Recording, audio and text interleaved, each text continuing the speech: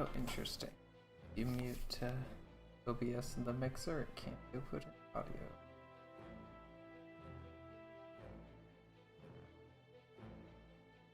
Let's get back to this event. I need to do a couple runs of Hidden Corridor, as I recall. Let's just pop right in there. I apparently hold too many servants or something.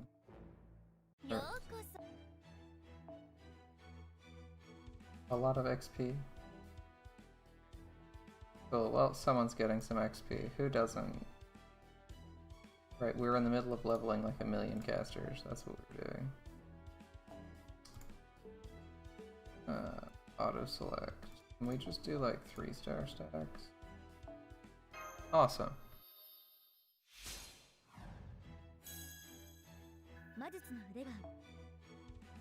Sometimes the lottery is suffering.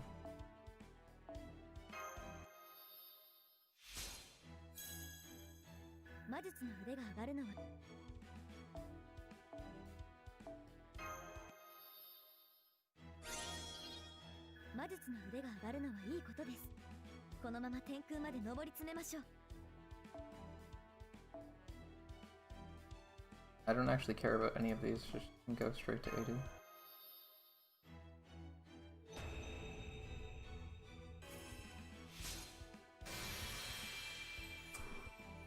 Like, you got some serious under boob, side boob, a bit of an ass shot, all in one.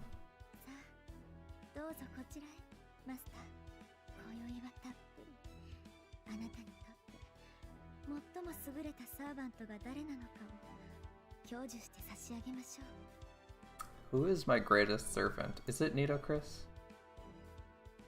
I mean, she's the only pharaoh I have, so she might not be wrong in that sense.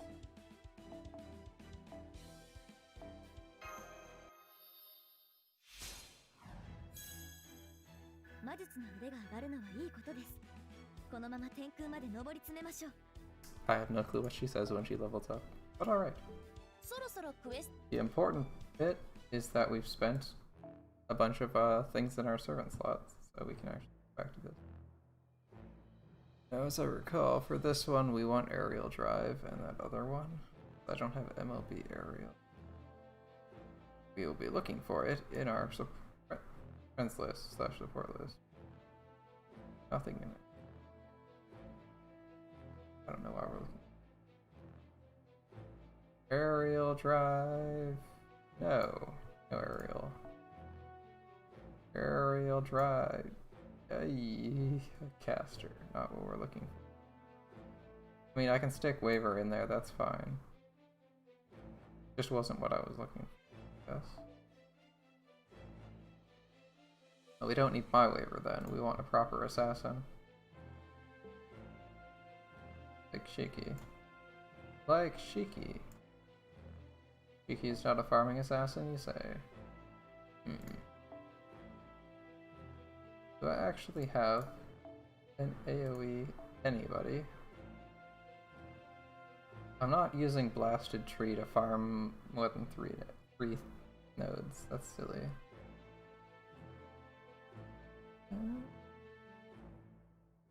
Focus is the closest. I don't really want to take her to this though. We'll do something like this. I guess we need a second AoE assassin. If these are all bronzes, we could... Oh no, there's more than 3. I was gonna say we could use Nito Chris once we level up her battery skill, but... These are not all bronze servants. They're not all bronze characters, and there's more than 9 enemies, so... Battery Obliterate isn't the best solution. I don't know if you guys saw it, but last stream we actually got a kill on a gold enemy with Shiki's instant death. Mind you, using Shiki here is a little bit more questionable since we don't really need Shiki per se. Like, there's nothing that actually requires Shiki levels of damage, NP damage to kill anything here.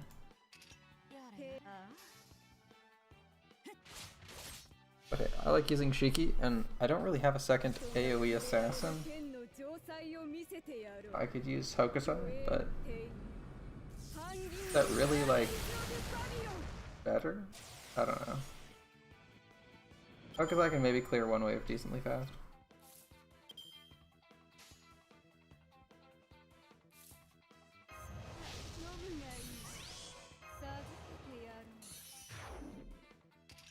Gotta get waivers skills on cooldown. I don't actually want to crit with Shiki, that's why I picked her bad card.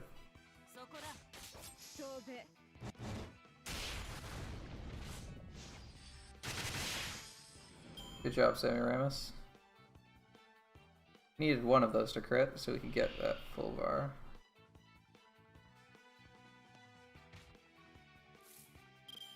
Good enough for me.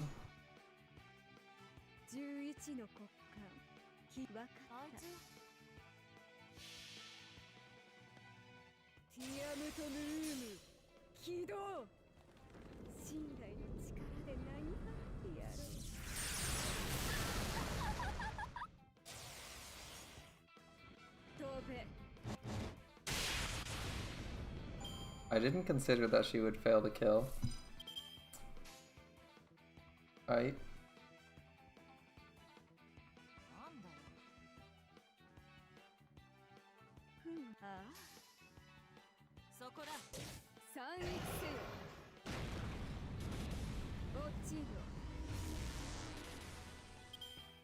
Oh, I guess our attack buffs are all gone. That's fair.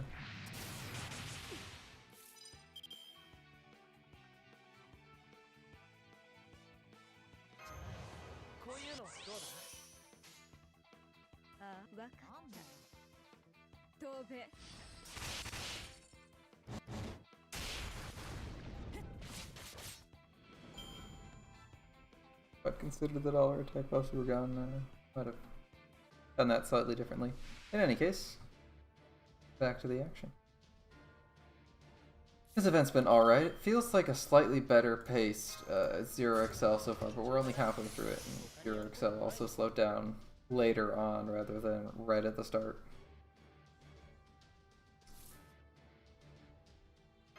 Can we kill the Iron Nurse with instant death? Highly unlikely, but it'll definitely be dead.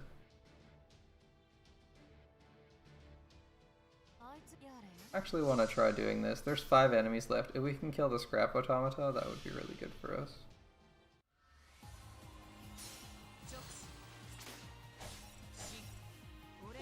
As this dies, there's 4 left.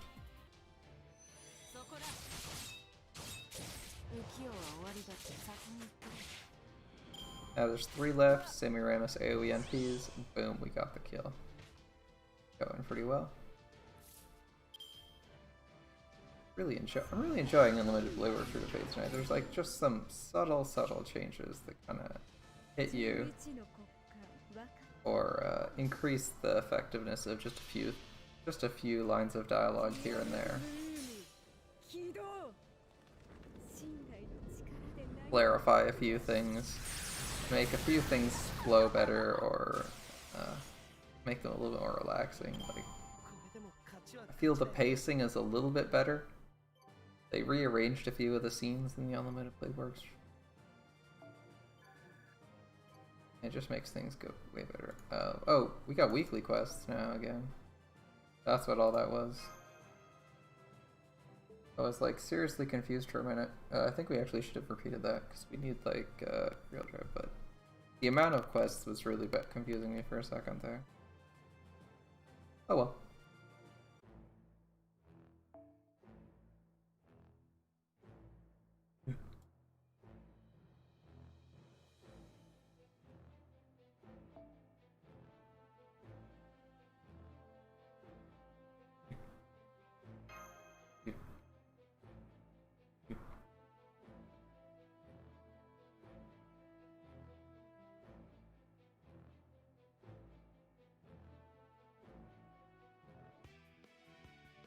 Shiki is like ridiculously powerful. I can't imagine how powerful Kentoki is if Shiki is this good. it's almost disgusting how good Shiki is for single target damage. As a 4-star, she just erases so much shit.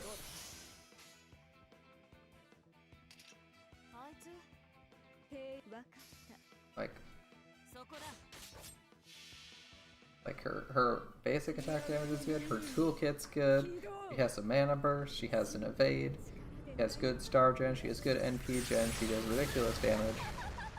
Their NP, like, I would not want to see a Shiki who's like someone who's better than Shiki is just disgusting for a 4-star. What would you even, like, I know they can Toki especially better, but like, you honestly need something better than that?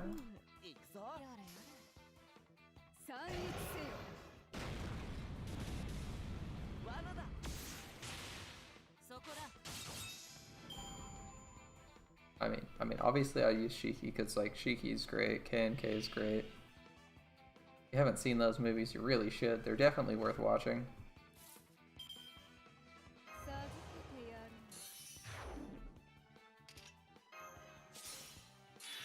I think I watched all of them recently, like end of last year, beginning of this year.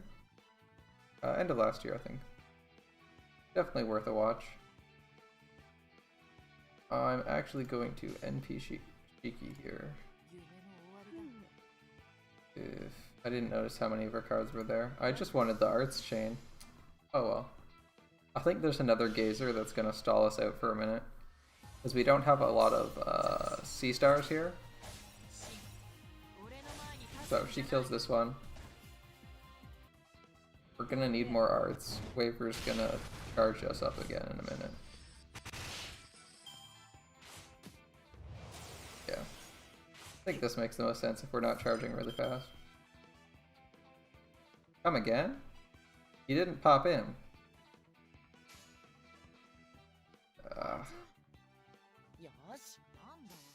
What's his trigger for spawning in? I might have played this wrong then.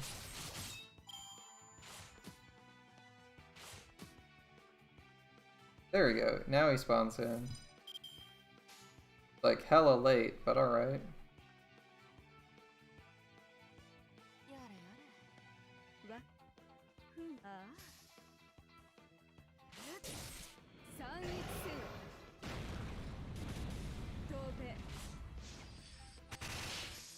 That was weird. I was expecting to be like using Waver skills to get Samuramis to NP, and then this thing did this weird. I don't even know what the fuck it's doing. Like it didn't spawn in when there was 2 enemies left. That was so weird.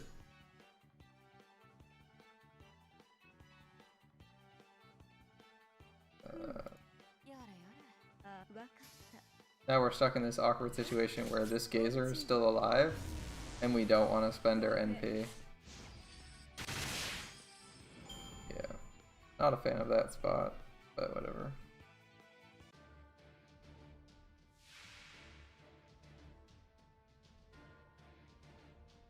We needed like double crits on Shiki to kill anything.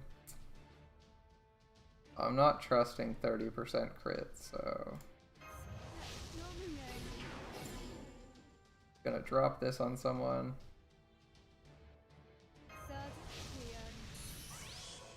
Whatever.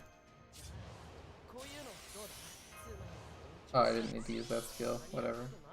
I could use Shiki's own ability.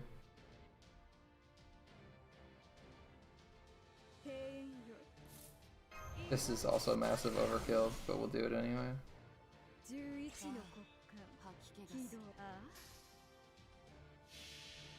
I don't think that third attack's going through. Doesn't really matter. We're just doing this a few times. We don't really need to optimize it, and it's really hard to optimize like 6 waves of enemies in this game.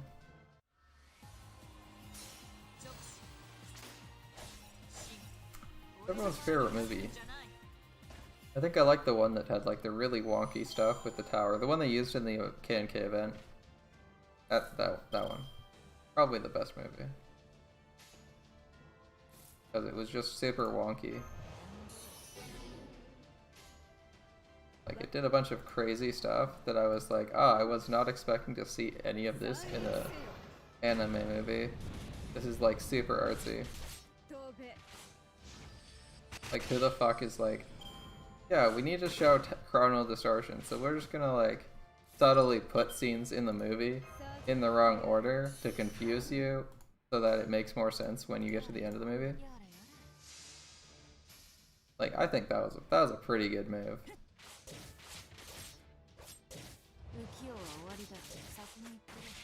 Like, that was a pretty cool move, especially when you watch it. When you get to the end and you're like, oh, this makes so much more sense now. Like one of those nice movies where the first time you're watching it, like the first half is kind of weird, and you're not really sure why they're doing some of the things they are, and then when you get to the end, you're like, oh, this whole thing made sense. But it wasn't like one of those weird movies where they just don't tell you stuff. It's like you had to actually be at the ending for it to make sense. If they told you ahead of time, that would like spoil the movie, whereas like in, say, I don't know, like one of the Ocean's movies where they kind of just somehow get away with it and you're like, that's so weird, until they explain it to you. It's like, you could have had the explanation at the start and it would have made just as much sense.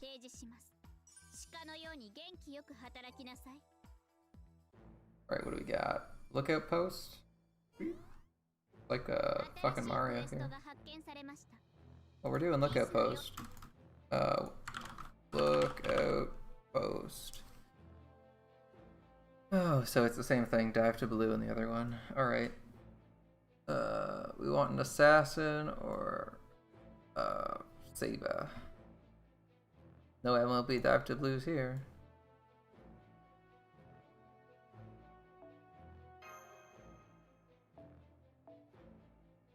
I would like an AoE with like MLB dive to blue. Is that so hard to ask?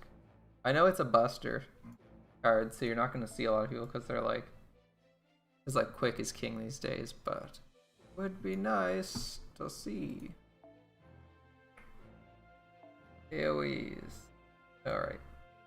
We're taking Penth, and we're taking Penthesilly. This guy's Penth only because we really like Penth.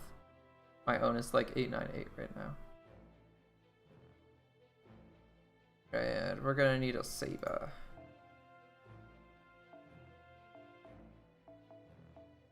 Let's take a Saber. How about the OG? I don't have MLB dive, so we're not gonna do that. And we're gonna swap you two.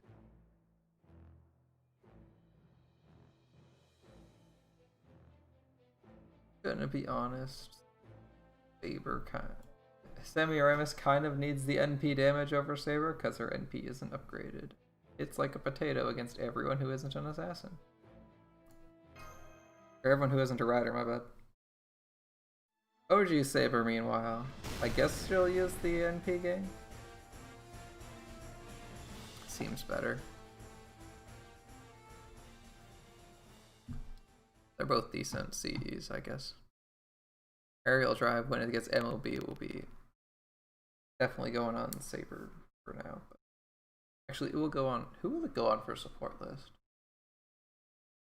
Saber is a good choice, but I put Okita in my support list. It will probably go on Neurocaster, as she is the best. Servant, of course. There are other servants, but Neurocaster is the best servant we have, because she's the most fun.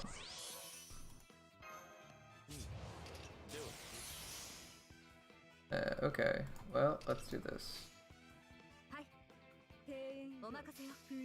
I have no clue how much NP gain she has on this. Yeah, I think that's enough. We just wanted enough to be able to use Shining Path to get her NP.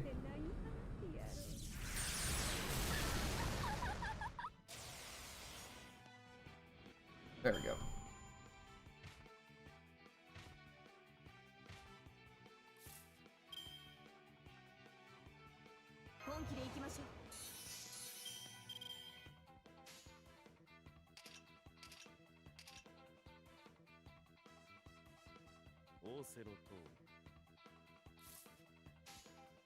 I'm not gonna try and get her fully charged.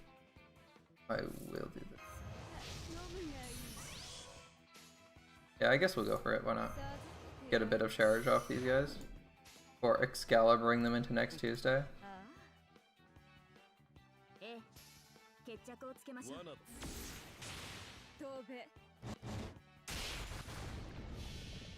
Yeah, that's not bad. Can't. Yeah, I would like Sabers. I think I would like Sabers next in NP animation update. She has another one on JP, right? Only gives her a face shot like fucking every serpent on JP has. Yeah. I hear even Okita got a upgrade finally. Even if her animation update is very, very lackluster, it is something. Yeah, we need Semiramis' NP at some point.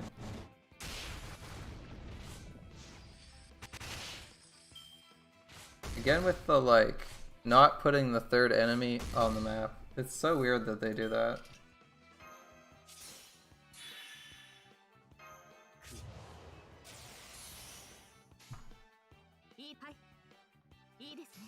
Oh, hopefully it spawns now.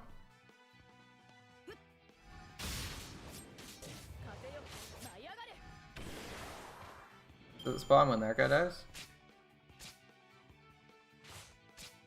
Oh, yes? Yes, it does.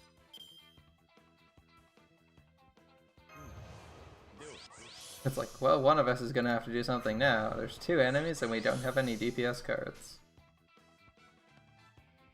Yeah,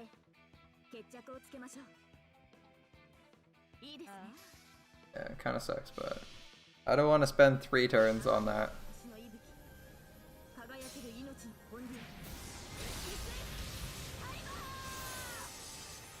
Excalibur!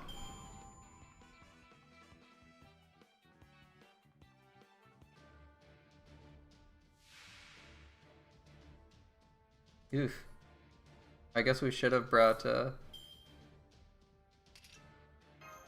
insufficient C-stars, you bitch. This is why that stupid attack sucks.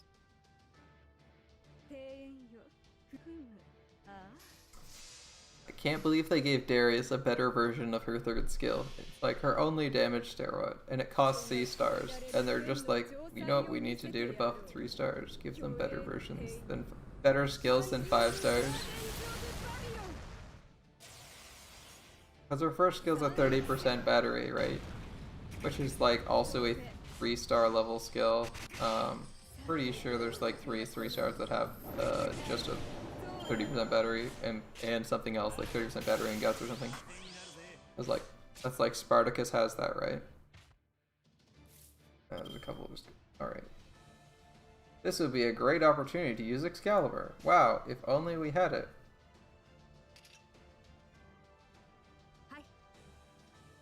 What do you think the odds are that we like can one-shot if we use Mana Burst? Yeah, I didn't level Mana Burst that much, so probably not that high. This close. We were close. Especially if we had max level Mana Burst, we would have gotten that away with that. Oh well. Oh well.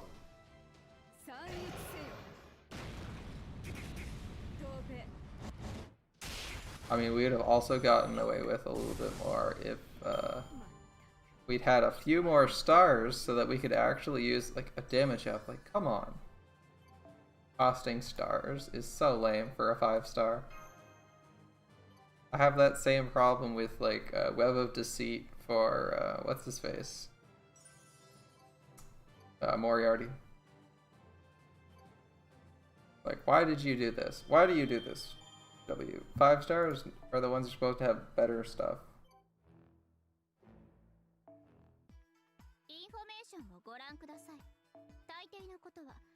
Yay, we get 50 mana prisms. I actually want mana prisms because I believe there's Child Deity Time's coming up soon. In like a month. Actually good, so we should probably pick one up. There. What are we supposed to kill next? Probably just do quests until the next relevant quest unlocks? Mission number 26.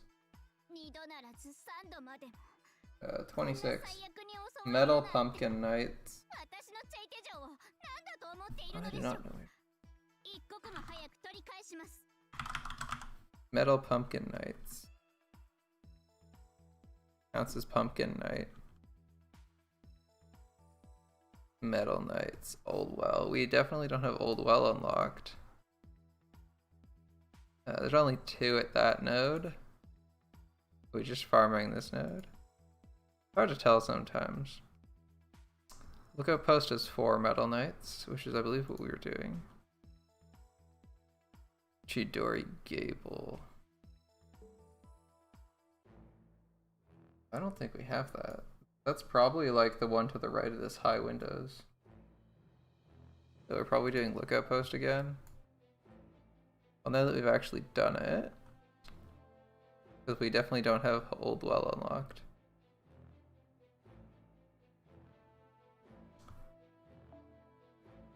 Excalibur for the wave clear.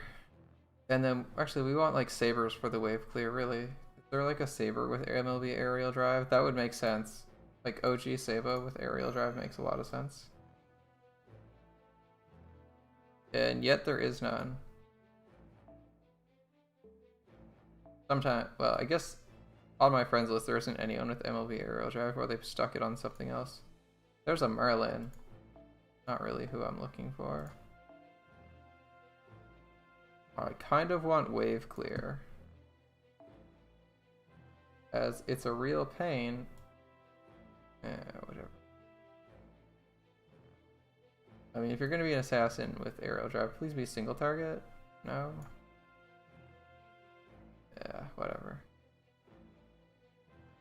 I guess we just do the good old stick them in the back line. Right. I kind of want to keep Semi-Rames's wave clear though. It's not completely useless. Like, Semi-Rames is gonna clear out a wave, save us a little bit of time, a couple turns at least. Then cost us a couple turns because she's not single target. It could be worse. Raikou doesn't recharge fast. I think this is still like definitely suboptimal, but pretty close to the best we can. We get 2 NPs off really fast. If we had MLB Ghetto Scope or K Scope, then we could bring a Rash. But being as that we're like on a razor edge towards getting both of our NPs back to back, I don't know if it's a great idea.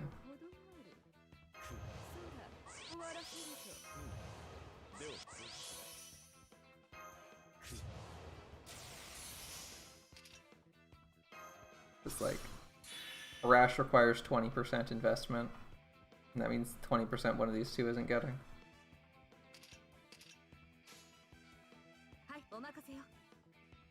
Yeah, we probably want some stars at some point. This will be Shining Path.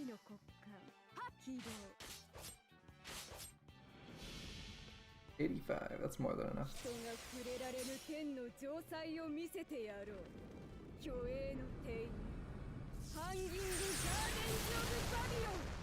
So now, you apparently get a choice between first and second saber, or first and second alter egos, Ellie Chan 2 and Ellie Chan first 1. I'm not quite sure which one I want to pick. Like, obviously, first one's pretty cool. God damn it, I hate scenarios like this where you're like, I could get a full charge bar out of this, or I could NP effectively. Guess we go for the full charge bar. Doesn't really matter.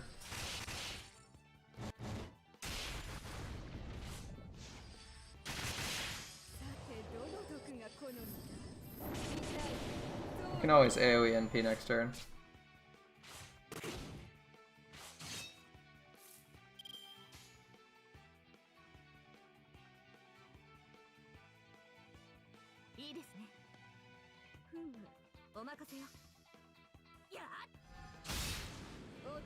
Very nice. kind of wanted Altria to actually get a hit in there. That's annoying.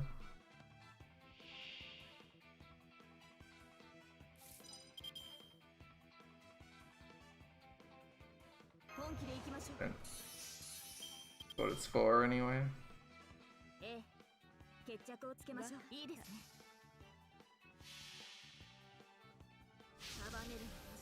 After reading the Fate Stay Night, actually starting to read Fate Stay Night, I'm really liking Saber and Sakura more. You just watch the anime, but even if you just watch like both animes, I really didn't come out with a great opinion of either of them. I thought Saber was mega bland. You know, that's what a fresh perspective does for you, right? Changes your opinion up on characters. It's one of the nicest things about the about Fate Stay Night and the Fate series in general. Is like all the everything leads into each other. So you enjoy one thing, and then you start enjoying other pieces of Fate media more because you experience this next piece of media. Really cool. There's not too many things where I can say that I confidently enjoyed the series I'd already seen more because I saw something that was like not even tangentially related to it, but it was in the same franchise. We can just like pop at the. This isn't gonna kill Kamen Rider. Neither will this.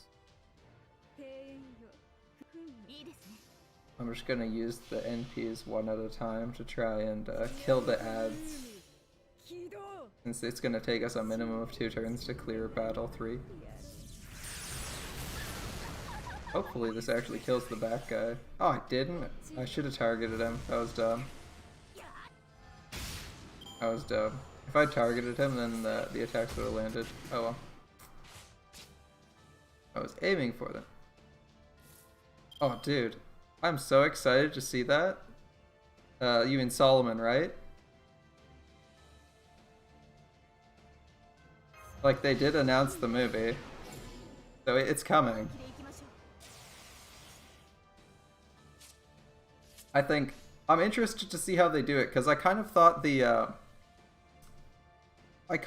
like all the characters showing up, while exciting, was kind of weird and like inconsistent with how things had previously been done. Because like, yeah, it's great to have everyone partying, and like instantly respawning. Yeah, I thought it was cool, but it was like, it's like, why, if it's actually a problem, why doesn't the world just summon like, it kind of makes it so it's like, why doesn't the world just summon like 40 servants for all its problems instead of just 1 or 2?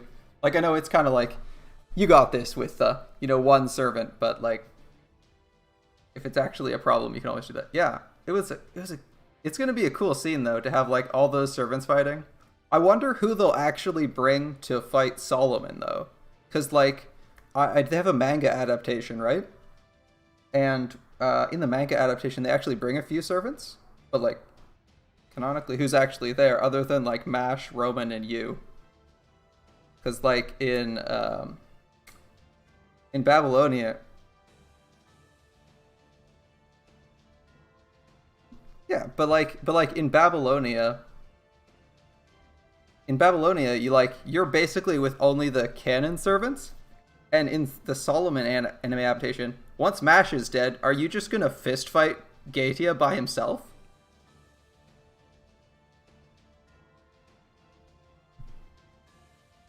Like, no one else is listed as having been there other than Foe, who doesn't do much in combat. I'm curious to see how they'll do that. I'm excited. Like, no matter who they bring, I think it'll be cool.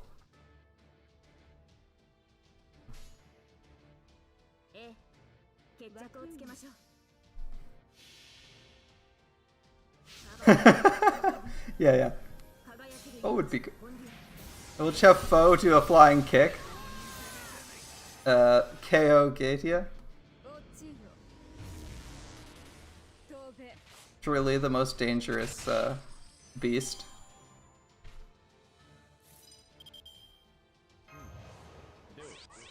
I mean, he is a beast, so he definitely has a way to somehow cause a mess, right? Other than just being cute. I don't remember who they brought in the manga. I actually only, like, briefly scanned it, because I don't usually reread things I've already seen.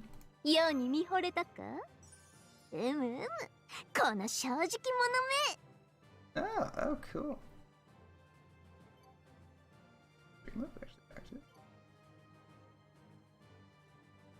Oh my god. I should actually just Apple this. I don't remember. I think I have to do a couple more quests for this. The one downside of these quest events is, like, every time I finish something, I'm like, was that the quest I needed to finish? I don't actually know. Oh, the first Lost Belt? Alright, I won't send you any spoilers. First Lost Belt's alright. I feel like with the Lost Belt arcs, it's like they got the restarting, like most series. You know, you go from this really big high in Solomon and Babylonia and Camelot, and you're going back to a low, but it's not as low as, say, like Orleans. So it's like not as hype, and it's got some good moments in it where you're actually like, oh, this is a pretty sweet set piece. There's a few good fights in it. But I feel like it's a little bit less exciting than those two. But you gotta have highs and lows in your story. If you've turned the excitement up to 11, yeah, Avikabron's really cool. It's like, golems. It's like, what are we gonna do for this? We need to eavesdrop on someone. Golems. How are we getting somewhere? Golems. We need an army. Golems. You know, it reminds me of that one Oglaf comic, if you haven't read it, where it's like the guy's obsessed with making mazes. He's like, the prince sends his regards. I shall build a maze to house his regards. Just everything is solved with golems. If you've seen Apocrypha, he kind of makes. I like that reference there, where he's like, he remembers that he did something horrible to make his ultimate creation. I thought that was a cute callback to the series. They did that. Yeah, we still need to kill like a mountain of pumpkin knights, so we're just gonna be farming this.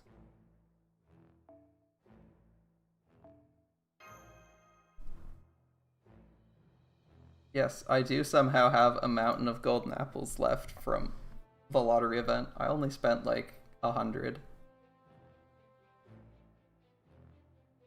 Yeah, I definitely like Effie Cabron. He did a good job. They like built up his personality, made him more interesting. I thought he was, like most characters, a little bit bland in Apocrypha. Oh, is that who you're getting with your ticket? Or is she on Raid Up? I actually already have a copy of Frankenstein, so I don't look for her on Raid Up.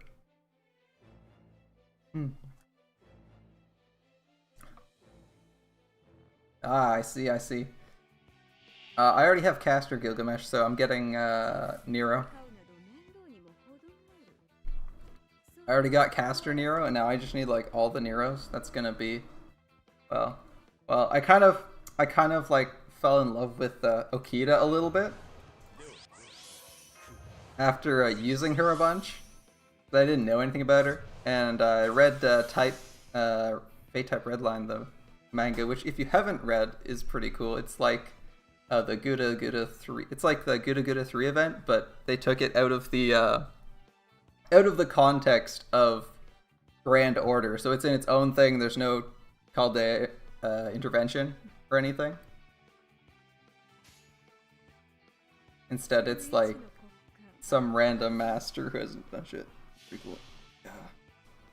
Frankenstein's fun. I've used her a little bit. I wish, like, her NP stuns her for 2 turns, which makes her a little bit awkward to use. Unless you're doing exactly like 3-turn farming comps. I mean, she's super cute, and I actually have it saved somewhere. That one cute cartoon where she's putting flowers in Mordred's hair. Every time.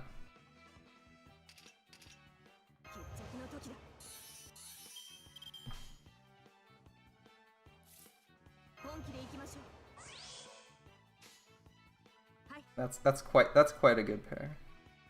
Your best. I was gonna say, are you a fan of Mordred and Frankenstein? But it seems that's the case. Yeah. I love Mordred too. She was my favorite character in Apocrypha. I think she's felt like the only character who had any decent character development. Like you definitely felt for her after a few episodes hanging out with the necromancer guy, whose name I completely forget. As I recall, without Mana Burst, we don't kill the Sphinx. We're like 2k off. I guess a Brave Shaman kill him. Yeah. There's like Apocrypha had some really good fights, but I think most people agree that as the main character, Sieg was pretty terrible in it, and they just didn't focus on a lot of characters all that much. Like, I feel like you somehow get a lot more out of so many of the characters in Fate Stay Night or in Fate Zero. Like, Fate Zero, they spend like 5 episodes introducing all the characters, and then they actually do something with someone. And like you go a whole season before basically anything other than introductions and character development has happened, which makes it a really good show because you can be involved in all the characters. Very true, very true.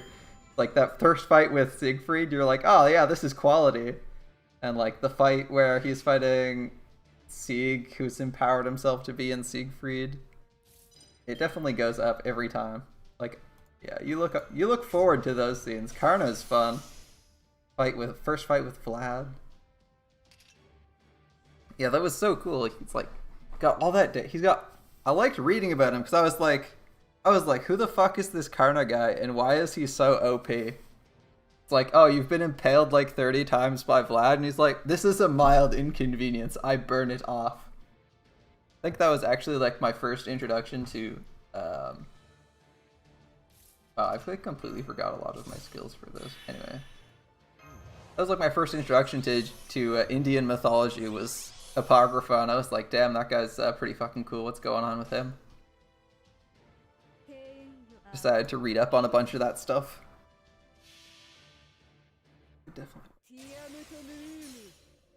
I don't know if Karna's good main character material, but he's definitely like someone who you're like, well, he shows up, does cool things, but there's like no story related to him. He kind of just hangs out, serves his master.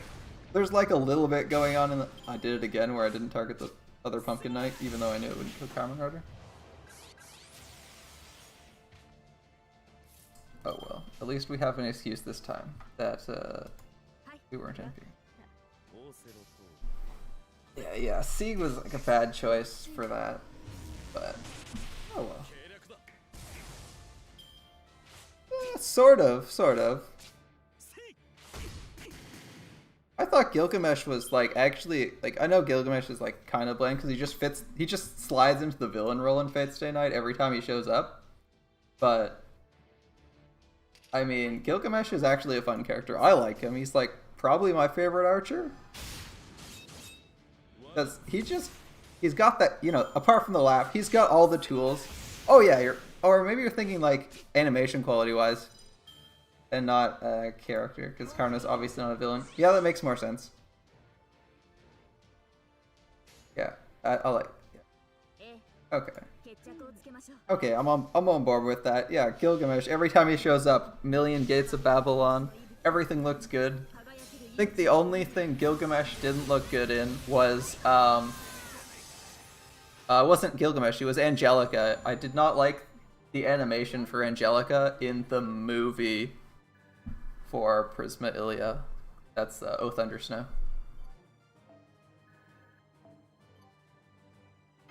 I have no clue what they were doing with the animation there, but it looks so bad. I watched it with my brother. Like, actually we watched it for the first time like 9 months ago or so.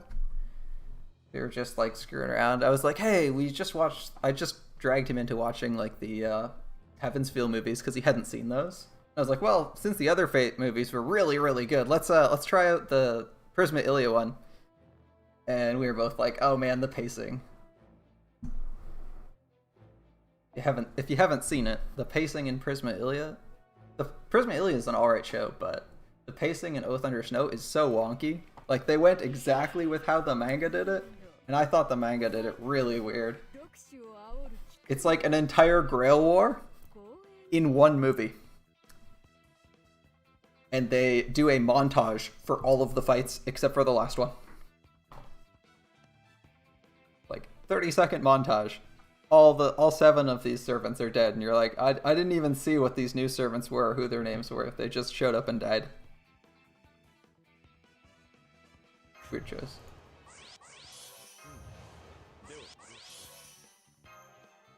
Oh well. I think they're making a second Prisma Ilia movie, so hopefully that's good.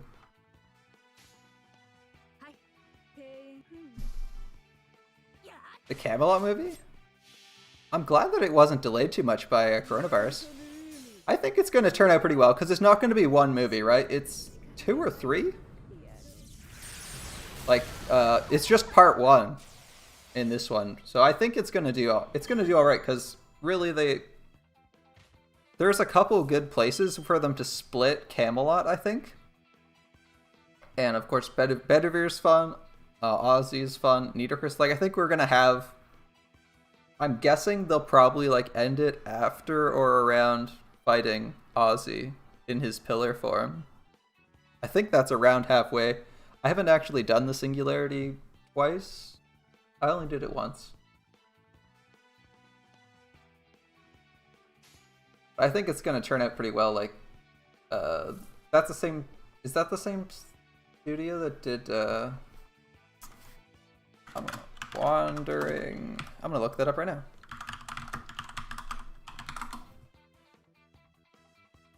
Who did this? Oh, I just want to know the studio who did it. Who's doing it? Signal MD. What have they done? FLC. Oh. Is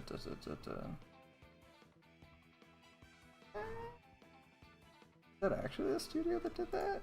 Is Mal lying to me? He's done that to me before. Signal MD.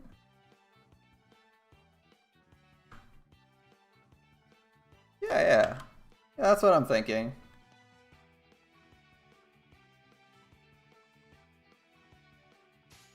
Nights in Artoria. I love the soundtrack for that. The Ronkomania fight. It's so good. I think that's gonna be a good movie. They got a decent amount to work with. It doesn't need to be too long. They've got some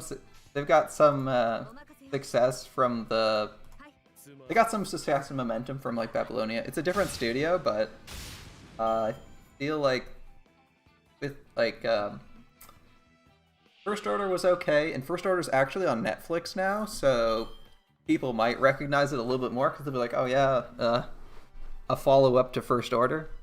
Because like I know a lot of people who don't watch Netflix or don't watch anime on anything other than Netflix, so if something's on Netflix, there's like a pretty good odds people will have heard of it or seen it.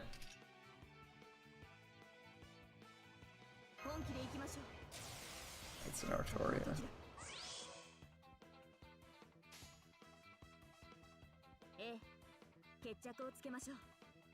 I wonder how we're gonna see King Hassan's cloak go up. That was a cool scene when he goes out and 1v1s Gawain. That'll be cool. We'll get some King Hassan. Hopefully it's not as awkward as what we had in Babylonia. I mean, King Hassan's introduction in Babylonia, like the anime, not the game, obviously. Introduction, great, and then he shows up and you have that weird scene where he's like eating guys that are supposed to be as hard to kill as like demon god pillars, and he's just like walking up. I don't know, it was kind of weird, but I'm interested to see him do like a 1v1 with Gwen in like a sword fight, because I feel like the interacting with Tiamat was like really awkward because they made her this CG monstrosity, and obviously she's supposed to be way too big, so any interaction is kind of weird. The knights? The hardest fight for me in Camelot was actually the pillar. That was I actually CS'd on the pillar, mostly because I was impatient, but I did that. The rest of the bosses, I was sick of the pillars, because like you fight a pillar every freaking level. They're like almost all the same. I mean, I guess Gawain stopped me for a bit, but that was because I was like really struggling in the fights before. Like the Sphinxes, I like wiped like 3-4 times on the regular Sphinxes just getting to the first Gawain fight. So when I hit Gawain and was like, oh god, this is so hard, I was like, you know what, I'm way under leveled for this. Like my highest level servant at the start of Camelot was, oh god, what was my highest level servant? It was abysmally low. It was like 40, it was like 50. That was like my best servant, 50. I didn't even have a 4-star, or other than the starting 4-star. Who wasn't Herc, because I don't have Herc on this account. I was using Dion, and Dion is terrible for damage. He's also terrible until you get him to 70, because he's a tank who doesn't have taunt until he unlocks his 3rd skill. Which was really confusing to me, actually, because I was like, why is this servant so bad? He has no useful abilities. His NP is no damage. What is this? You only get, you unlock his 3rd skill, and you're like, oh, taunt. Okay, he's a tank, but they didn't unlock his tanking abilities until way later. Okay, we're gonna do this right this time. I mean, most people say Gawain's the hardest fight. Was there any knight that was harder than Gawain for you? Like the first time you fight Gawain, I feel like it usually just like stops you dead in your tracks for 5 minutes until you build up a decent roster, and then you're like, oh yeah, now I can take things down. I think he slowed me down, and then Tristan wasn't so bad. Mordred felt like this very similar to, yeah. Tristan will catch you up like the first couple times if you can't figure out his mechanic, right? Because you're like, oh, archer, so you bring lancers, and then he fucks you, and you get kind of confused for a bit. Because the game doesn't tell you anything, it just tells you, like, reversal, and you're like, well, I got fucked, do I bring, you know, maybe you bring sabers. It's like a bit of a gotcha fight for a bit, unless your roster is really good. Because I think he's also, like, effective against, like, half the other classes in the game, too, right? So it's not just, Yeah, the Grail powers make things a little bit less clear what you're supposed to actually be doing. Like, Gawain isn't too crazy once you've gotten past him the first time, because you're like, I feel like Mordred and Gawain are very similar, because like, damage reduction is just raising the health of someone, right? Like, unless there's someone who's doing like weird even if someone's doing like percentage damage, it doesn't matter unless it's like flat value missing or value remaining. It's just increasing the maximum health of someone.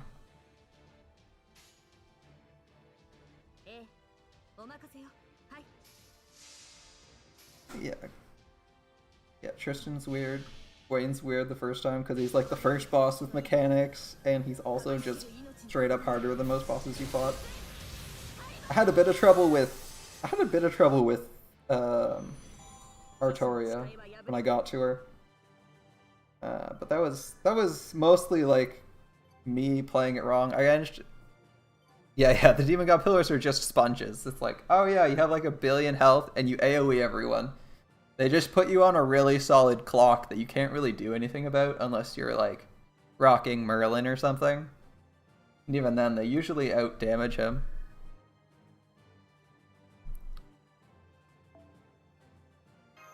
For a real health sponge, that fight with Gorgon was really funny. The one where I believe they let you bring Merlin as a support servant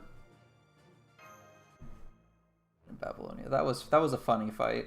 I ended up, who did I have? I had just gotten Medusa, Medea Lily, the heal bot. So I put her in my back line, and it was like Mash, Merlin, 1 DPS, whatever I had. and my DPS ended up dying because I was getting impatient. So I ended up with Medei, Lily, Mash, and Merlin, and I didn't want to lose.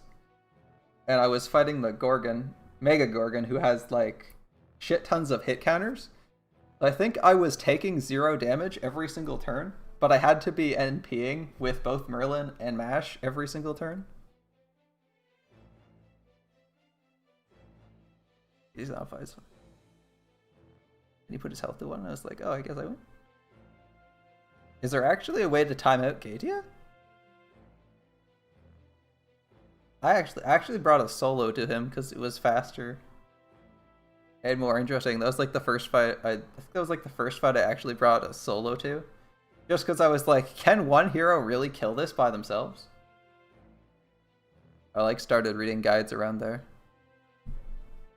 Yeah, I think I spent like 60 or 70 turns on Gorgon when you're supposed to actually fight her, because I was running Medei, Lily, Merlin, and Mash, and I was doing literally 1 arts card worth of damage per turn.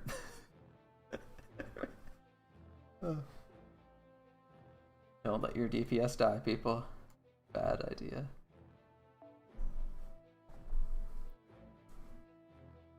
Yep, I was using Mash's NP every turn, Merlin's NP every turn or every other turn, and Medei Lily's NP every other turn because I needed to be healing from the NP damage of Gorgon.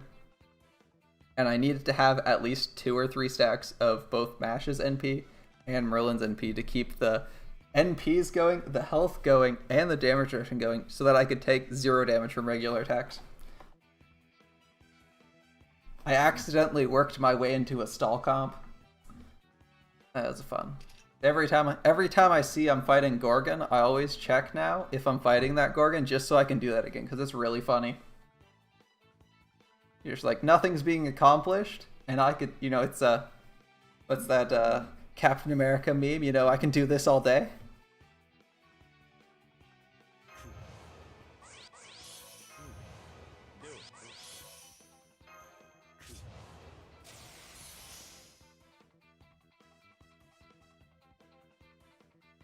I wonder if Artoria gets enough NP from this. Can actually get enough NP to NP next turn from it. We'll find out.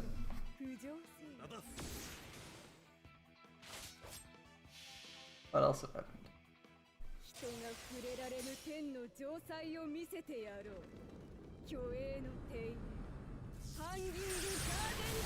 Yeah.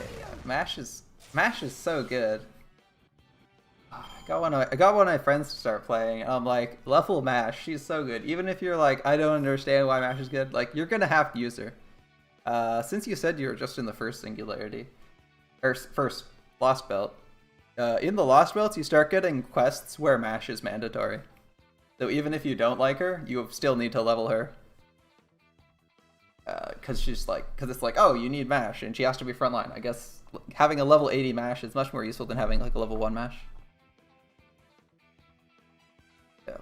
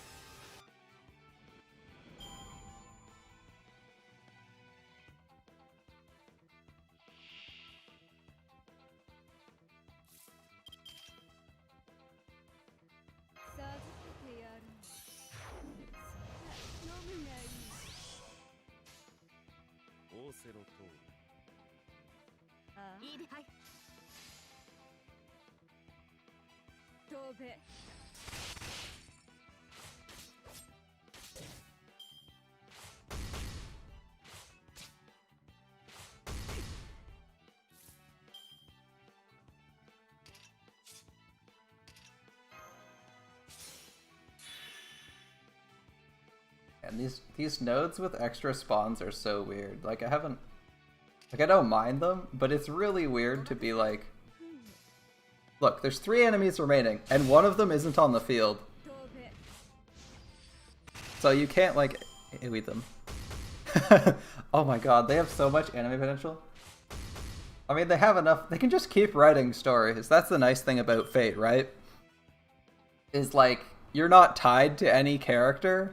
You're not tied to anything. You're just tied to the universe, and only vaguely, because like Tsukime is also in Fate. Kara no Kyoka is also in Fate. Like, they can just write up a new story and then just tangentially tie it to the universe and be like, yeah, close enough. People won't complain. Especially because, like, Type Moon has a pretty good record of putting out good content for everything. And in, like, a lot of formats, even if some of them they're really lazy about getting to the West.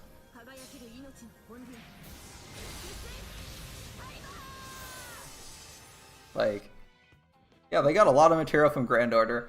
I wonder if they'll ever do the like, early singularities, like, Orleans, if they'll like completely rework it, because the writing in Orleans, writing in Oceanos are pretty weak. Like, you're mostly tied to them by the fact that the Biyuki prologue singularity was good, and you're kind of wondering what's going to go on. Like, at least that was my impression. When I played, I was like, oh man, this is pretty weak content. But I want to know what's going on. Like, what really hooked me was like, you know, I kind of stayed on in Septum because I really like Nero.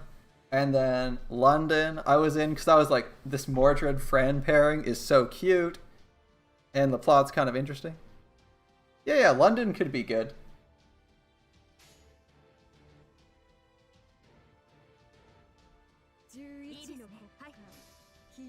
London could be good. Like, I think London has an alright plot for the most part. There's a little bit near the ending where they keep, it feels like, at least when I was playing, it felt like they just kept throwing extra bosses in, extending the plot longer than it needed to be. Like Tesla doing his thing where he's like, I'm not gonna end the singularity now, I'm gonna go fuck off over here, and then you have to fight like, then like Kintoki and Tamamo show up or something, and it's really confusing why they're there in the first place. Yeah, Tesla's cool though. I would like to see Tesla. Tesla, more Mordred. I don't know why I did that. I'm playing really poorly right now.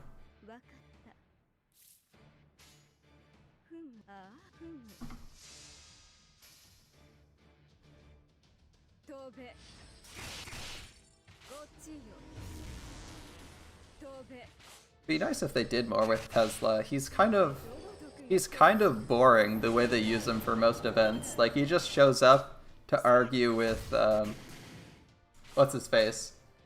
Edison over AC and DC. Like, endlessly.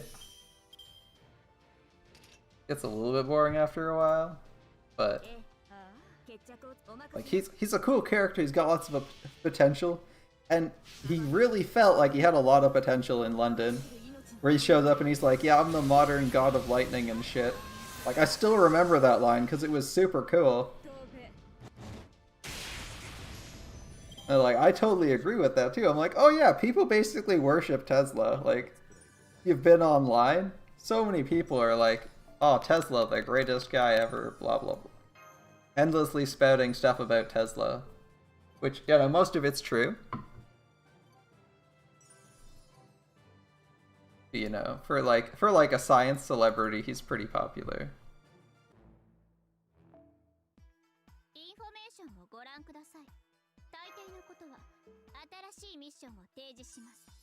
Level 100. I actually need to spend my grails. My original plan for... I'm just thinking back to your level 100 order. I actually need to spend my grails because my first... Oh damn, it's actually getting late. Anyway. My first plan for all my grails was to level Gilgamesh.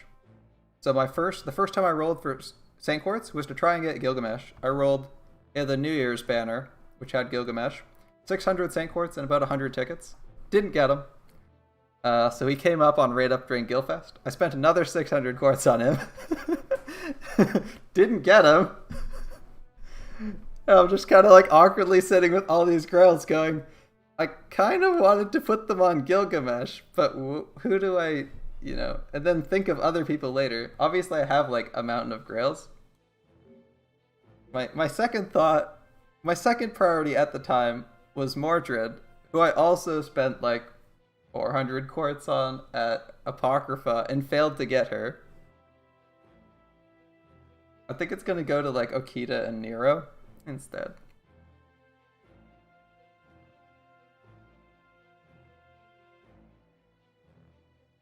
Oh, we actually have plot stuff now. Alright.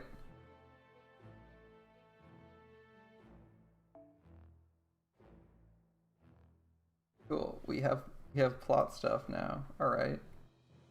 Alter Ego can chill up out front.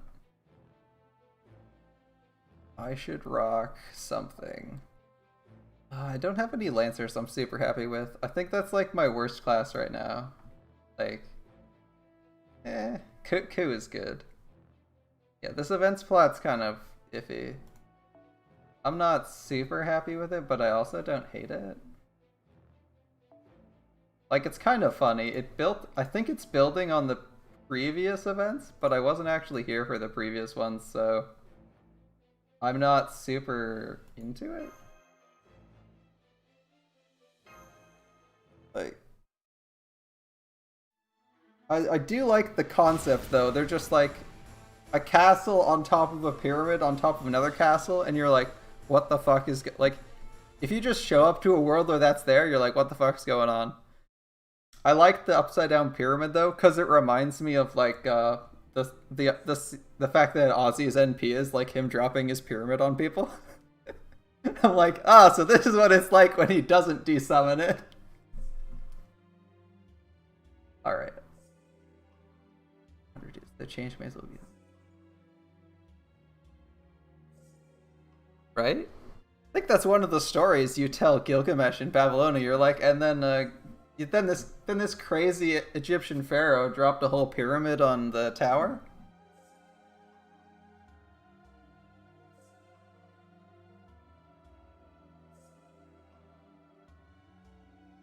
I fucked.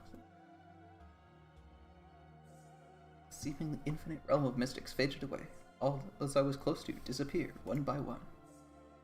It would have upset me greatly if they had been killed, but they just kind of faded away, which made their disappearances easier to accept. This is like some Shimosa stuff. This is kind of weird.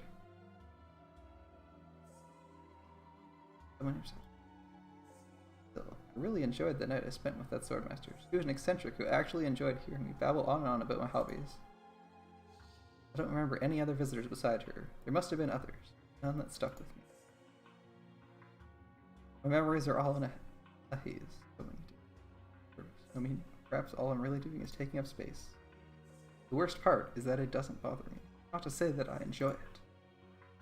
But it definitely doesn't bother me either. Maybe it would if I tried to change things. So, every time I think I'll convince myself to change, I end up chickening out. All I do is play about with tiny, meaningless changes before I put things back just as they were. Strongest would be Saber.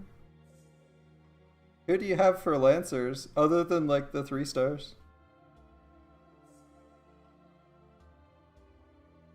Even that doesn't bother me. I'll take that any day over being scared.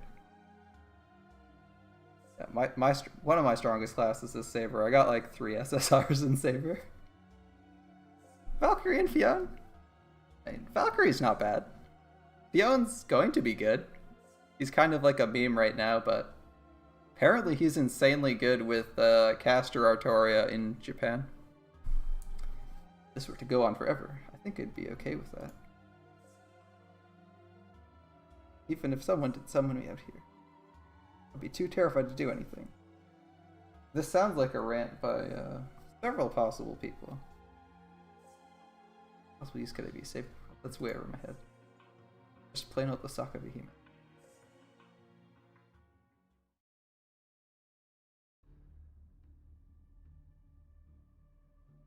I mean, for someone who's obsessed with 4 5-star savers, Yeah, pitiful lopsided roster. I have like every SSR in Saber, and practically nothing in everywhere else.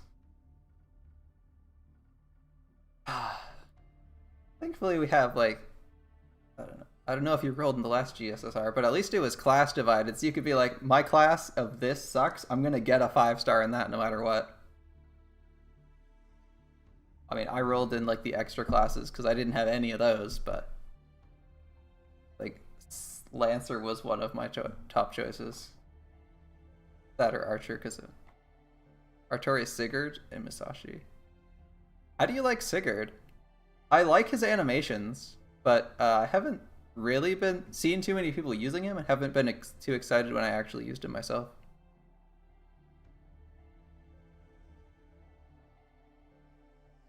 Good. Let's get on with it. Toss Elizabeth into the reactor. Shut the lid and press the button.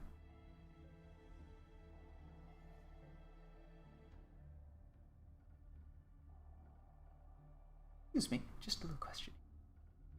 What is going to happen to me? You put me in this reactor and press the button.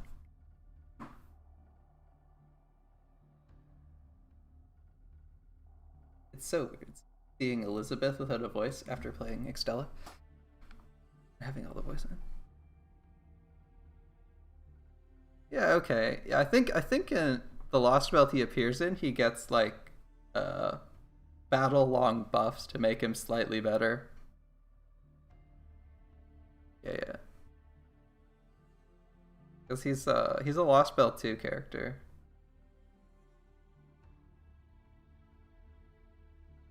Told you were in orange and the reactor was shooting. That is not a good metaphor.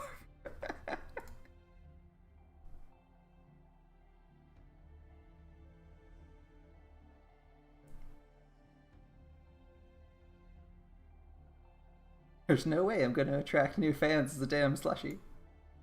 Listen, people buy Gamer Girl bathwater. I'm sure they'll buy Idol slushy. Come on, there's no reason to rush it.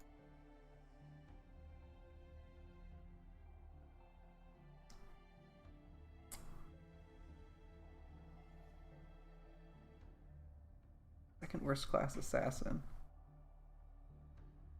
I mean, if you have Shiki, it's not the worst class. Shiki's really fucking good. He's like almost as good as Jack.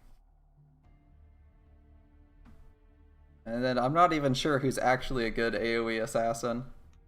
I have Semiramis, and I'm very middling on her damage because her NP hits like a potato.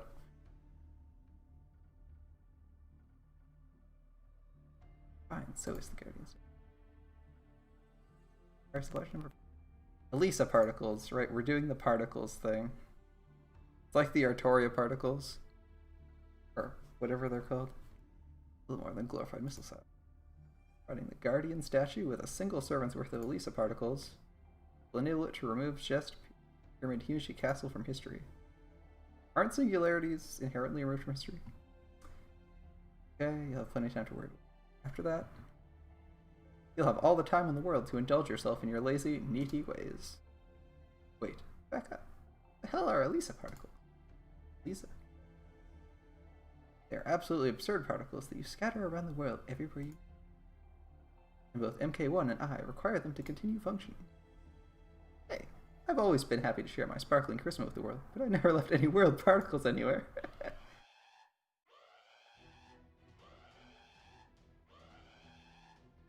Yeah, Carmilla's alright. I haven't leveled any of her skills, or even done her rank up to unlock her third one, but I did level her, and was using her for like one of the summer events where she was a bonus servant. Her NP gain's a lot higher than I thought it would be. Like, just doing like arts quick. No way, they're here already? Of course we're here. We're the heroes. You see, Princess, this is what happens when you procrastinate. Now get ready to fight them. I'm back here. Got you. Together we'll make quick work. Alright. Princess. Mark 1. I feel no obligation to serve the Lord of Chess. I was summoned here only to grant your wish. Remember that. How do you even do a robot voice? No know that already.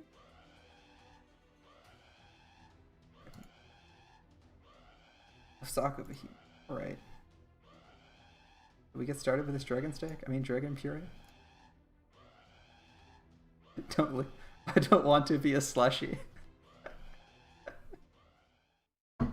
Reminds me of old animated film, Chicken Run.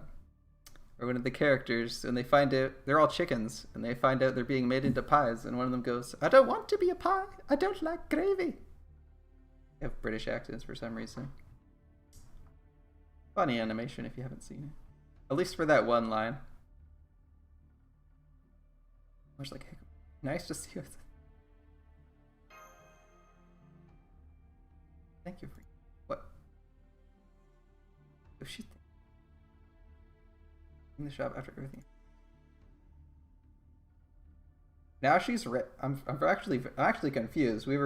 She was just running out to engage us after we met her, and now she's ranting about running the shop in like a meta joke.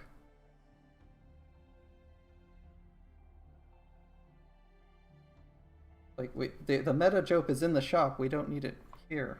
All right, whatever.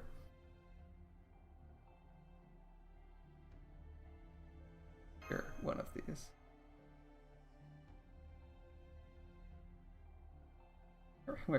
Every brain cell had to come up with a plan. This Subara amazingly intricate. You know what I find funny about Osaka Behemoth is cringy dialogue. It's like, you know, mixing Japanese with English. Is that what Kiryu, the VTuber Kiryu Coco, all the English people make memes about it using this garbage dialogue. It's actually much funnier when you aren't making fun of people for it and you're just actively trying to troll Japanese people by making horrible messes of their language by meshing English and Japanese together. I'm sorry, forgive me. Or maybe Matron. Cool. We highly trained suggest knights are able to resist most form of magecraft. Voice roasting. Do this now. You get paid leave for the rest of the year. The harder you work, the bigger your raise. Buddies couldn't resist.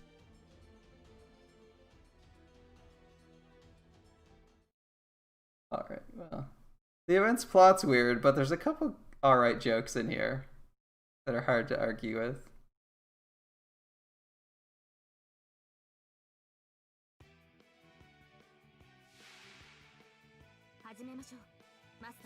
Nine enemies. Actually, unfortunately, I actually have to get going soon because I have to get up for work soon. Oh well. I was kind of expecting to fight a boss, but not really sure what I was going to be running into. I don't think they're going to be like super hard. Ew. At that awkward moment, you're like, this hand is fucking terrible for this. Alright. Whatever. I could have just run like Pentasile for all this. Would have been able to turn my brain off a lot more. Have like an 8. I think my Pentasile is 898. Just because Penth is fun. She's like a missile. You just point her in the general direction of someone you want to kill and delete them.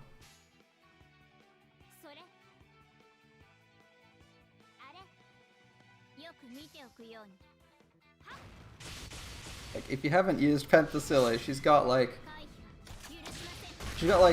a battery that charges, I think, like up to 20% per turn for 3 turns. So it's like a 60% battery if you're not in a huge rush.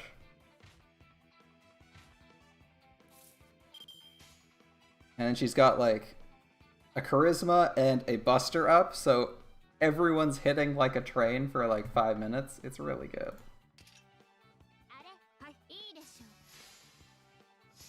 Really fun. Just run in there and fire them off like a missile, break a break bar of a boss, and move on.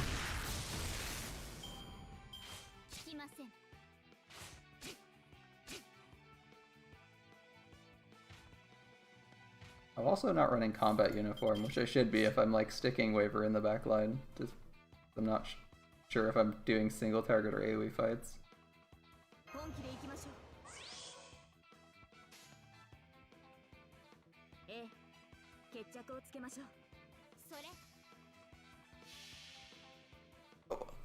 Having fun. Having fun chatting. Playing through the game. That's like the nice thing about streaming. If I was just playing this by myself, I'd probably be like at least 50% faster, but I also would just be chilling by myself, doing nothing all night.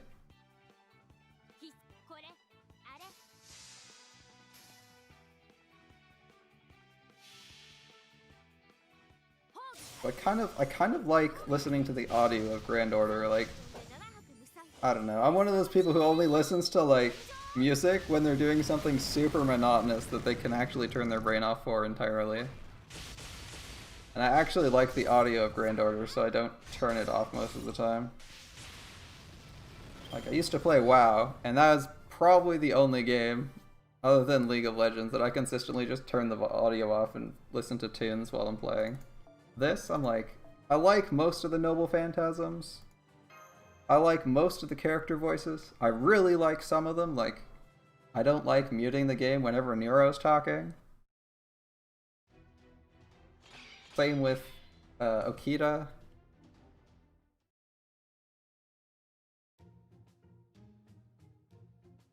He didn't look like... No, I wasn't really trying... Oh, she's talking about that. I'm afraid I can no longer even keep fighting online. You want paid overtime. I mean, you're a guard. You don't get paid whether or not you succeed. You get paid for being there and trying.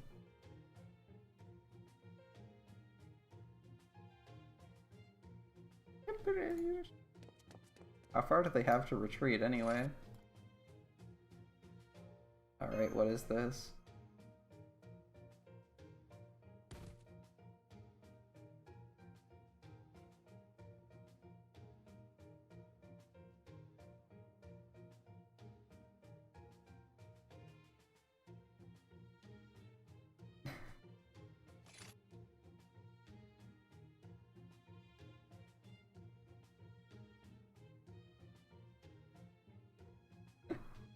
The demoness of fresh blood face the pure even sound control. Singing really all that great? What do you think, my pilot candidate? Let's encourage Mecha Ellie to sing. That sounds like a good idea. Oh, request denied.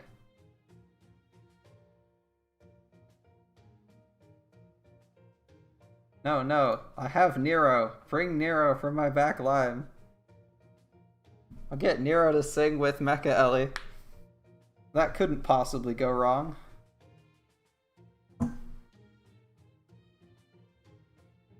Fun fact, Caster Nero's magic cannons are actually powered by her voice.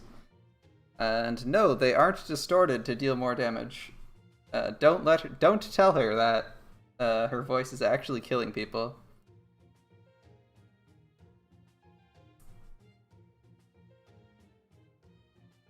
Yeah, is it? I'm gonna check her first.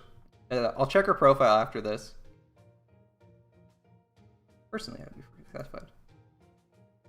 Nero is also more suited to caster than Saber, and used Imperial privilege to get into Saber class. That is not in this game, but that is a fact.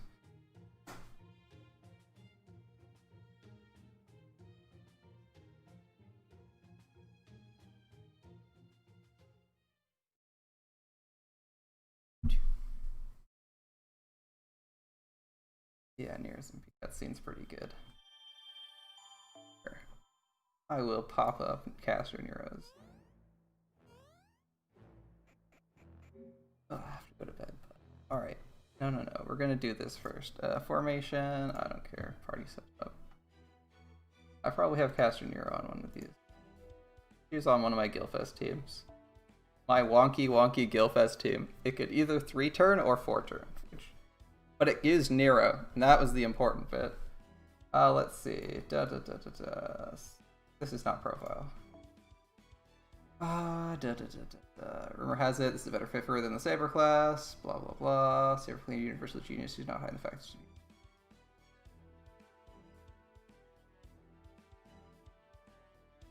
The pipe organs floating on either side of her body convert her beautiful voice to attack and gloriously shoot out lasers, fireworks, and bombs. So how does the singing voice cause damage, you ask? Nero still has yet to realize the cruel truth.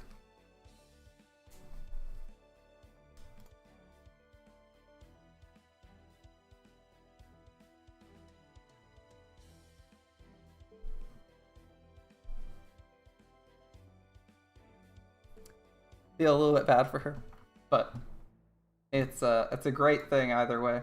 Alright, I need to actually spend this AP. I don't actually want to do a story quest. Whatever this is, we're doing it.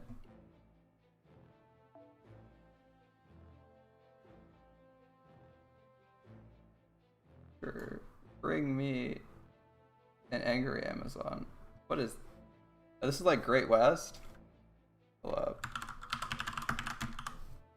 Great West. Oh, we actually want those. Oh, this event is very irritating because you don't know which CEs you actually want to equip. Archer. We'll do like this.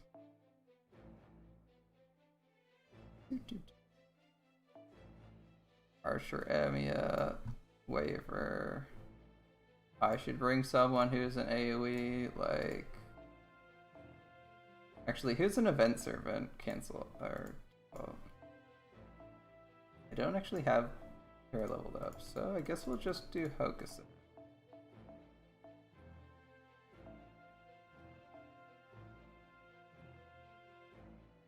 Good enough for me. Oh, there's actually... Oh, it's assassins. Guess we're bringing in a better plan. The aerial drive's gonna come in handy when we actually get it max limit broken, because we'll get to use... Oh, I have left of the thing. That's... Yeah, I've been taking this event pretty slowly. Had like a bunch of stuff in real life to do, and I've been playing like...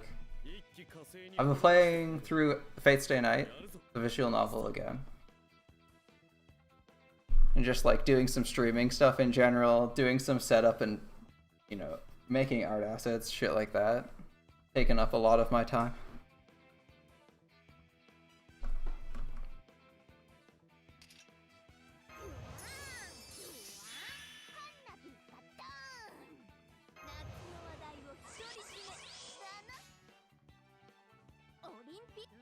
Plus it's like a nice break after Gilfest, right? Like, I don't know.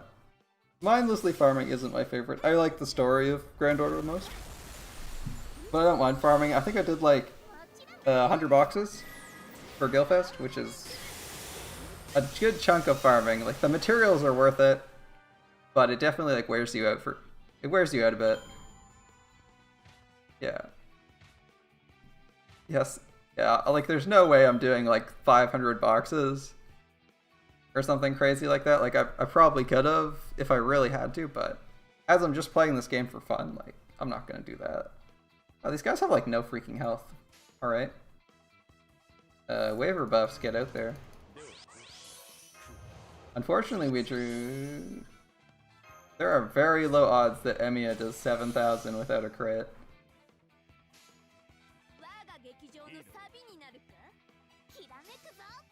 I'm pretty sure Nero can actually do 12k with the art card though. I guess we'll find out now. There we go. Yeah, 30-40 is still like a solid chunk. You're like spending like 15, 20 apples on that. Assuming you also cleared out the shop, right? Like I spent quartz, so I had max limit break of every shop CE. And it's still like a lot of work. Pillar Giant. Oh man, I wish I had crits for Emiya. This would actually go much better than Unlimited Work. Because I think the node boss is actually... Yeah. That's not gonna kill.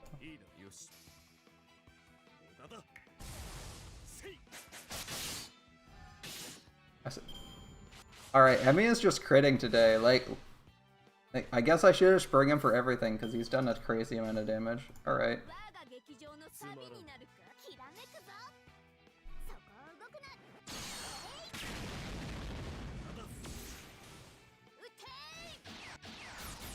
I guess, yeah. Yeah, 30, 40 boxes and most of the shop is a good amount of farming, I think. I think, like, my first lottery event was the Da Vinci one, and I didn't actually spend that much effort farming it, mostly because I just cleared... I think I was, like, midway through Babylonia when I got there. Or no. Yeah, I think I was midway through Babylonia, or just finished it. I got there and I was like, is this what I want to spend all my apples on? Because it's costing me apples to go through story. Nowadays, a little bit more eager to spend apples. Yeah, unlimited blowers is fine here.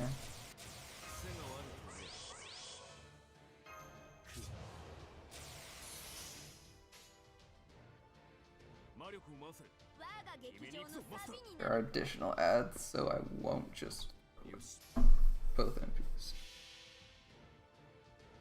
UP and most of the mats you need? Yeah. Most of the mats I need weren't in this event. What I desperately need right now is feathers. I mostly threw my feather grind when Guildfest started, but at the start of like about a month before Guildfest, I noticed that I needed about 120 feathers, which Guildfest doesn't provide. I was like, oh yes, I'll just get this 120 feathers by farming for a month, because I believe Okita requires, like, Okita needs like 60 feathers by herself. And then I had like another servant that was also, like, Nero requires 11 per skill. So I got Nero and Okita around the same time-ish. So it's like, oh yeah, just them needed like 90 feathers, then a few more feathers. And I picked up Archeria, which you might have seen when I was picking archers. She requires, her and Artoria both require Dragon Fangs, which also weren't in the lottery. But the dust was good. I appreciated the dust. The dust and all the skill gems, because skill gems are like hella annoying to farm. Like the caster ones are pretty, actually. Well, I should have gone back. Here, I'm gonna go back just for you. When I was rolling for Gilgamesh, I'm gonna show you who I got, because it's really funny. I got NP2 Lancelot, but I also got... Okay, who did we need? We needed like someone with the Gearhead ability. I got a shit ton of casters. It was super awkward. Okay. So I was rolling for Gilgamesh, and I got, I kid you not, Anastasia, Nitocris, Circe, and NP3 of this chick, Caster Midrash. Oh, and Nursery Rhyme. All of them. I was like, I thought this was a Gilgamesh banner, not a Caster Radar banner. Oh, it was so funny.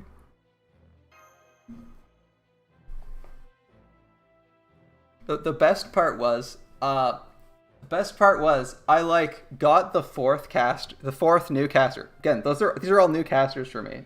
I'm like, ah yes, just what I wanted, a fourth caster. Definitely not Gilgamesh. Definitely not a fifth caster.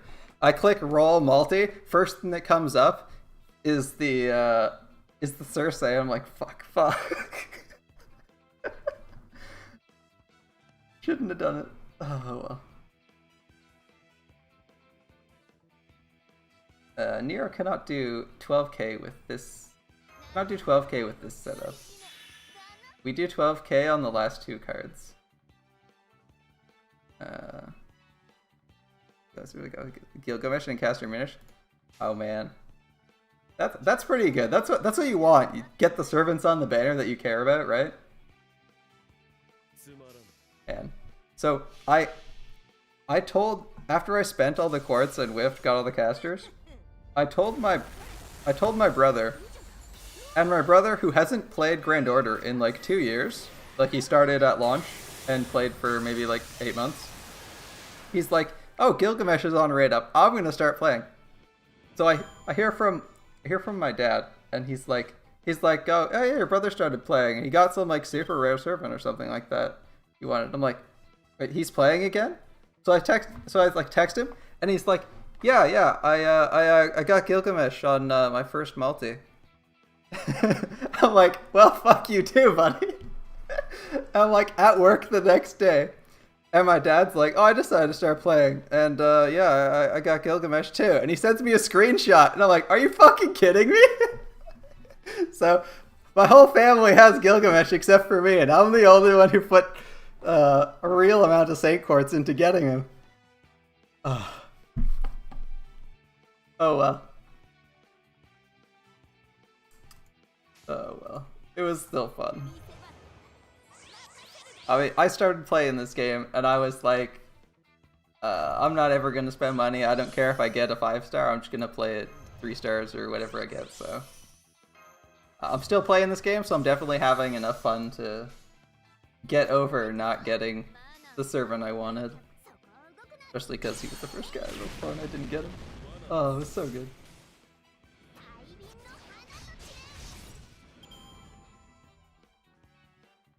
Yeah, rolls are always a fun experience. I think I did the same thing to my brother in Arknights though. He is like, apparently he spent a ton on their Scotty. And I was like, oh, I like played Arknights for 2 days and stopped playing because it wasn't really my thing. And I'm kind of like more into the turn-based thing than their modern tower defense style.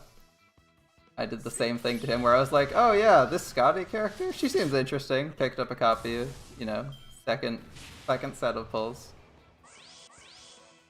As long as it's all in good nature, you know.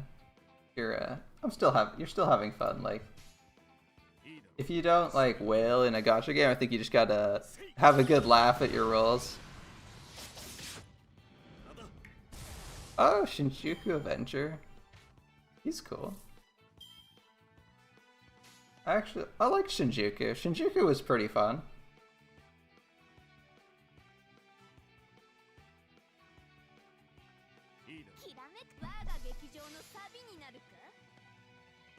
Like Shinjuku and Shimoso were like my top 2 middle singularities. Shinjuku was like actually entertaining, and I really liked the way Jalter and Salter played off each other.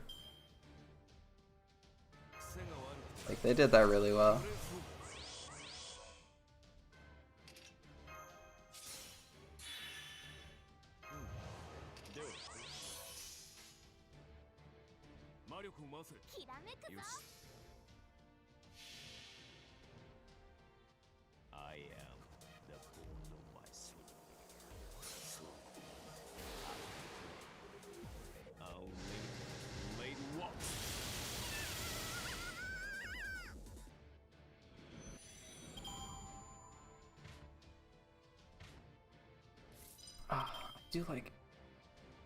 I like it.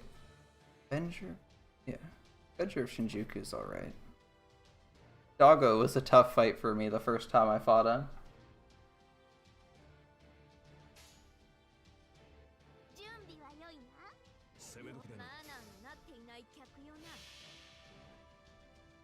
Yeah, she has an interesting personality. They stuck along with like her they kept her personality from Apocrypha. They didn't really change it too much, but it works out pretty well in this singularity. Like she's like acting a little bit less crazy for the most part. I mean, I don't know how far along you are in it, but she's quite enjoyable. She's quite enjoyable in Lost Belt 1, and she's also quite an interesting servant mechanically. It's like an quick berserker. Pretty fun. Yeah, Atalante Altar, Afika Braun. Actually, okay, section 9. I'll look that up some other time. Yeah, Atalante Altar's fun. I also like Billy. I don't remember how much you've seen of Billy by section 9, but they did a really good job. If you compare it to like his portrayal in America, which was, he was like he was almost as exciting as our favorite character, Cardboard. In this, he's actually pretty interesting. Like an enjoyable character, you like following him around a bit. You gotta hang out with him. I don't remember if that's spoilers. When does Billy show up? I should just look up a guide. To Lost Belt 1.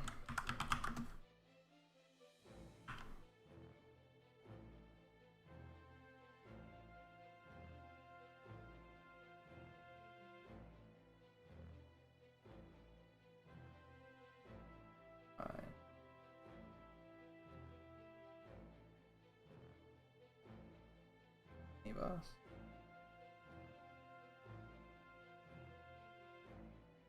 Oh, rip. Oh. Oh. I guessed it was close.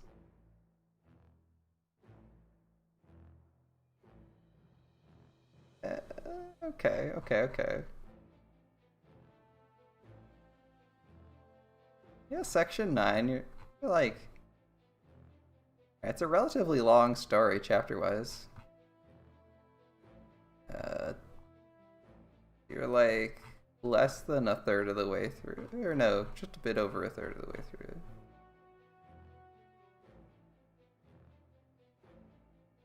Good story. Yeah. How are you finding it? It's not too hard. Lost Belt 1's not too hard, right? It's like very middling in difficulty, especially at the beginning. You're just like, oh, this is pretty easy. But at least that was my impression. But I came into Lost Belt 1 after doing a mostly Bond run of Shimosa, which is pretty brutal. I ended up giving it up just because I didn't want to like waste months on Shimosa. I stopped after like a couple weeks. I stopped like after a couple weeks stalling on one boss.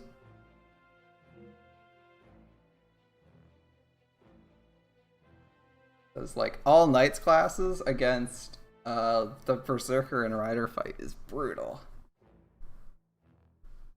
Getting that damage out is tough. Yeah, Atalanta author's good. Oh man. Yeah, that has there's a really good scene near the end of Lost Belt 1.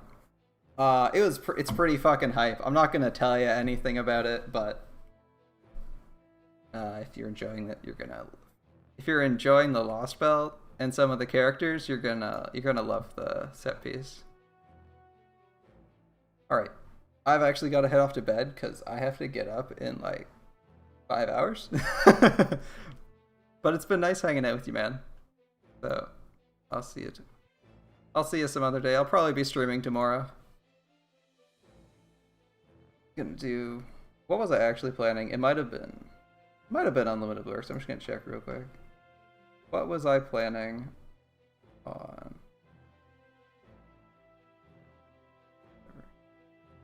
Yeah, I'll probably do a bit more of this because I didn't actually finish the event. Oh no, I was doing Hades. Yeah, I was gonna play Hades. I'll probably do this and Hades sometime tomorrow. Anyway, take care, man. Been nice hanging with you.